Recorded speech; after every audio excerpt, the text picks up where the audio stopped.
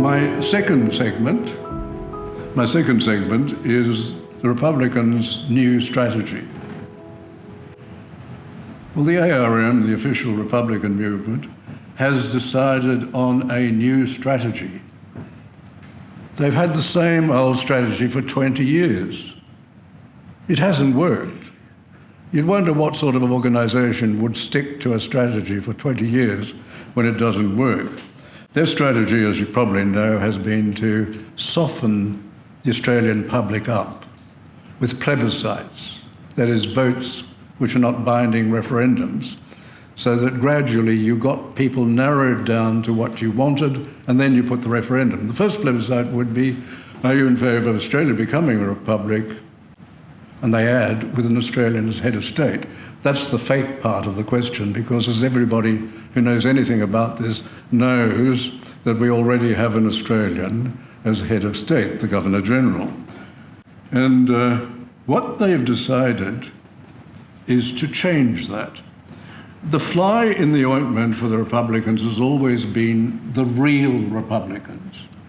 The real Republicans were the ones at the convention who voted against the Keating-Turnbull model. They didn't like it. They didn't think it was an honest and real republic, which it certainly wasn't.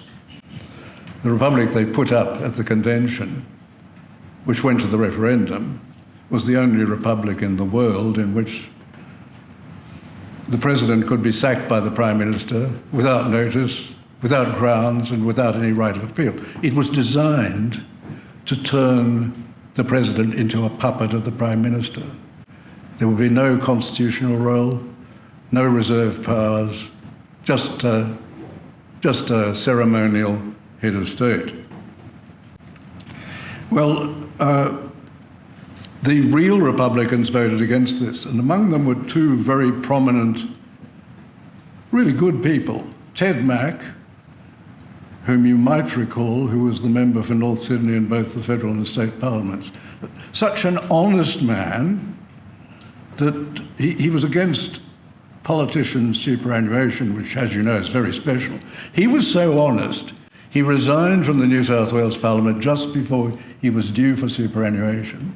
And then he resigned from the federal parliament just before he was due for superannuation.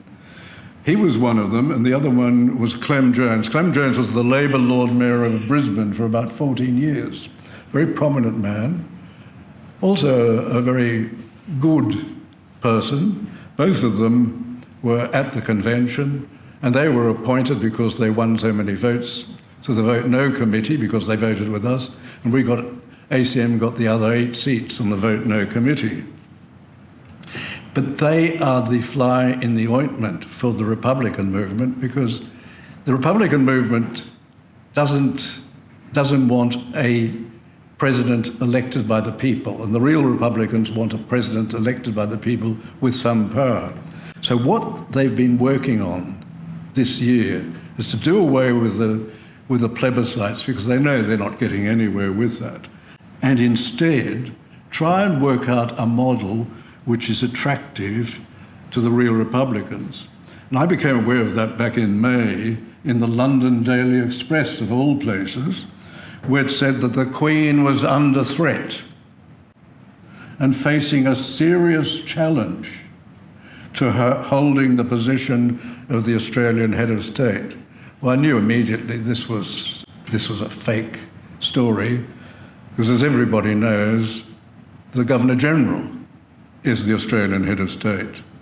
And I knew there was no question of the Queen being under threat. This was just a concocted story in the London Daily Express, and it came from the Australian Republican movement, who have a new national director. Peter Fitzsimons is still the president of the ARM, but he has a national director. They have to change that position every couple of years because people who take the position realise that there's no future in the Republic, so they move on to do something else. Anyway, they've got a new one, Sandy Beyer, who's a Liberal election consultant and who's now their national director. And obviously he'd been in touch with the London Daily Express to put this story to them. And what they're working on, they announced that they're going to spend 2 years working on a new model. And it's obvious the sort of model they're working on. They haven't announced it, but what they're designing, I have no doubt, is a republic in which the president is elected, but he has, or she has, no reserve powers. The president is completely powerless. That was the model that was put to us in 1999, but at least it was a front. You had to argue it. Here they're obviously going to do this, and they're hoping that they get the real Republicans to join with them. So they've done away with the plebiscites. They've got this new model which is emerging, which explains the next segment of my review.